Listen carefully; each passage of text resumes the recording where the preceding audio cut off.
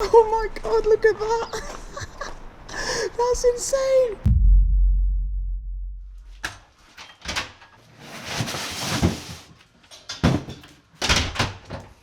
Oh my god.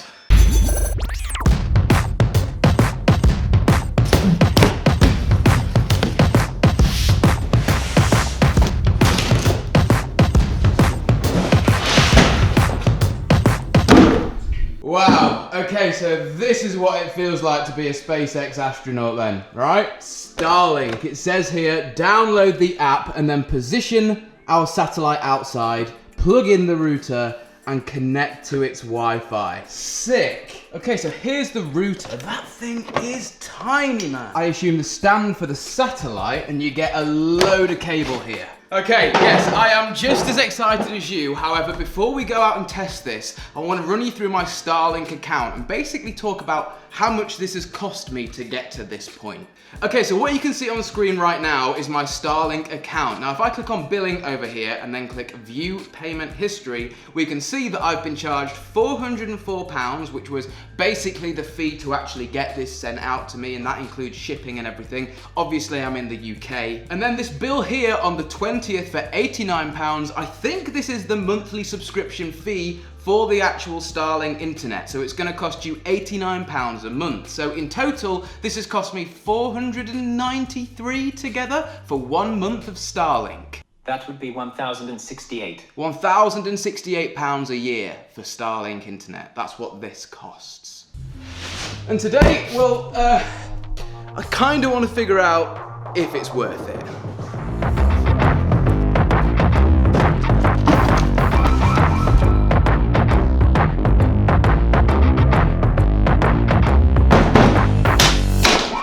Okay, so I have arrived at my office in town and I'll explain why in just a second. However, before, I want to sort of talk about if you need one of these, because I assume a lot of people watching this video will be thinking they need one of these. Okay, so first off, this is a beta system, which means there's gonna be bugs. And I don't mean the creepy crawly type, what I mean is this internet is gonna go off sometimes when you're in the middle of using it. That's fine, because it's in beta. Is this gonna be faster than my home broadband? I can't tell you. This is still in beta. Yes, I'm going to test it in this video, but here is a general rule of thumb. If you have over 40 megabits per second, Mbps, coming into your property, then you don't really need this. Case in point, somebody that I actually know rang me and said, hey Alex, I've had my Starlink delivered, but to be honest, it's no better than my current internet. And he already has about 40 to 50 meg coming into the house. But what he doesn't have is that connection boost round his house properly. So when he goes to the other end of the house, into the kitchen, his speeds are really slow. The same thing is gonna happen with this. If we are in the same room as this access point, which is connected to the Starlink, it's going to be super, super fast. We go a few walls away, however, and that speed is going to decrease. Wi-Fi is not magic. It is limited simply by physics. So what should he have done? Well, he should have spent the money on a mesh system to get the Wi-Fi that he had around his house properly, instead of sinking all the money on Starlink.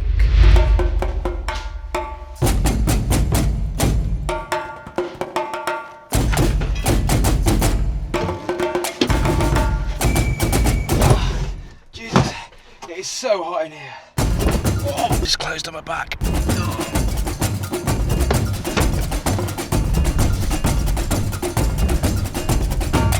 Okay, so a few things to bear in mind first. Number one, it says the dish needs to be mounted up on a roof, and that is why I've come to the office, because I can't really get on the roof at my house. Number two, this thing is geo-locked as well, so that means wherever you order it to, the address, it's only really meant to work there. However, people have tested, and it sort of works in like a 30-mile radius, so I'm hoping I'm only 2 miles away from home. This is going to work. So I've placed the Starlink dish there. I don't think there's anything I need to do on the back. But what I am going to do is tell you about today's video sponsor, Skillshare. Now basically the top and bottom of it is this: if you want to learn something, do it on Skillshare. And I always say this, but it genuinely just does beat reading the manual. And it's really great because with a membership you basically just get access to it all. So 1 month you can go on there and actually learn something. Let's say you want to learn how to play piano, but then the next month you get a new camera in the mail and you're like, how does this camera work? Well, because you've got a membership to Skillshare, you can just go on and learn. They have literally thousands of courses on there, so depending on what you want to learn, I mean, there'll probably be something on there for you. And I'm thinking about doing my own Skillshare course about how to make your internet better, so let me know in the comments if you'd like me to put some time into that. But if you lot use my link below, the first 1,000 of you that do will get 30% off an annual premium membership to Skillshare. And even if you've already had a Skillshare free trial, you can still take advantage of this offer. So use the link below, guys, and happy learning. Okay, some lights on the power brick, and now nothing on here. Oh, there we go, it's on. Okay, so I'm sat here at the editing desk in the office. The router is here, it's powered up. I'm not sure what the dish has done, but what I'm gonna do is go up here and see if we can connect to, there it is, Starlink, and it doesn't have a password. Let's join this network and see what happens. Okay, straight on. If we have internet straight away, this is gonna blow my mind. Starlink, create a new Wi-Fi network. Okay, enter network name. Let's call it Mars Media Star. Password 12345678, nice and secure. It says you will now be disconnected from the router. Reconnect to the Wi-Fi using the new name and password. Okay. 12345678, select, and we're connected. Okay, this is my first time on the internet with Starlink. Let's see if this works. 4K YouTube video.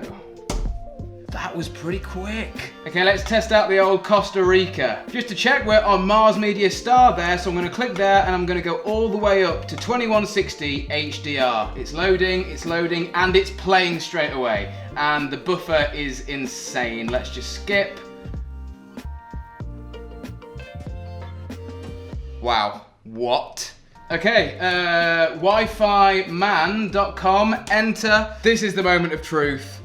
What? 165 meg? That's insane. Okay, what's the upload? Okay, we're getting about 10 meg on the upload. You know what? You can't really grumble at that. Like, you could live stream to Twitch with that, no problems. Okay, so as you can see on screen here, we got a great download speed and a great upload speed, but the one thing that's lacking, and the one thing that this really is never going to solve, is responsiveness, how responsive the actual broadband feels, and that is dictated by this, 61 milliseconds. Now, if you were connected via a cable, like by cable or by a phone line, you could expect 20 milliseconds, the lower the better. 61 milliseconds here, you know what, it's not terrible, but I wouldn't want to competitively game on that. You would feel a slight disadvantage. But I mean, that download speed, for somebody that couldn't get any broadband to start with, or was literally right on the edge and maybe had about 10 meg coming in, if that would blow you away. It's the difference between streaming in 4K and not even being able to stream in 240p to some people. Now, if you actually have a look on the Starlink website, it says during beta, users can expect 20 to 40 milliseconds. To test ping on a Mac, go to terminal, and then simply type ping 8.8.8.8, and that will ping Google servers. 41, 32, 49, 44, you know what? That isn't that bad. Interesting. Really, really interesting. Those are respectable times. But look, see there, we had a failed ping at 31 seconds in. So it literally got 30 seconds before it dropped out, but then it's quickly come back online again. And this is what I mean between the difference between this being wireless and Starlink and actually connecting via a cable. If you've got a cable, you're not gonna get those dropouts. And there you go, another 177 in and another 181 in. And now we are 105 seconds in, 110 seconds in, and I've lost internet here altogether, and it's back again. So this here, if I was playing an online game, I would have probably been kicked from the server. Now, like I've already mentioned to you guys, this is in beta, so we are going to see some issues like this, and they will probably be ironed out in the future. And I'm really not trying to hate on this or paint it in a bad light. I just really want you guys to see the full picture, gain the full perspective. The thing is, advertising is really clever, and I've heard so many people say Starlink is the best thing since sliced bread. And to be honest with you, I really don't quite agree with that statement. I'm gonna leave this ping running and come back to it in a short while just to see what's happened.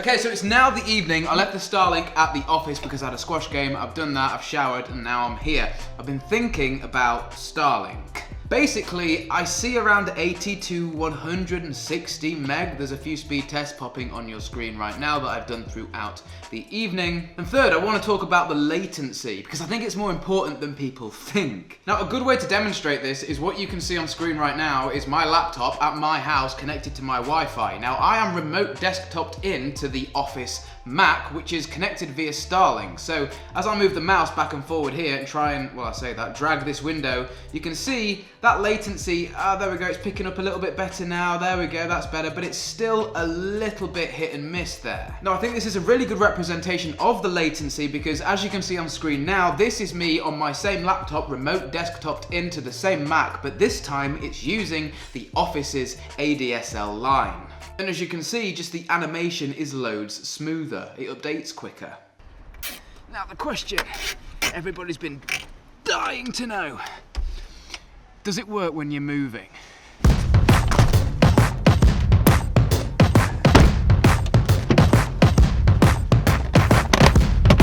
And that just looks absolutely mental. Oh my God, look at that.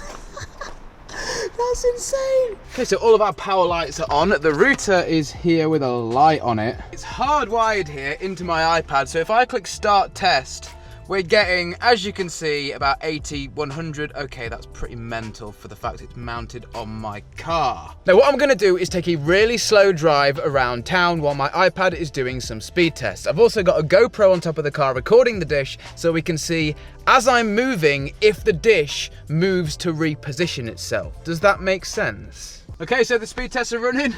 Let's go.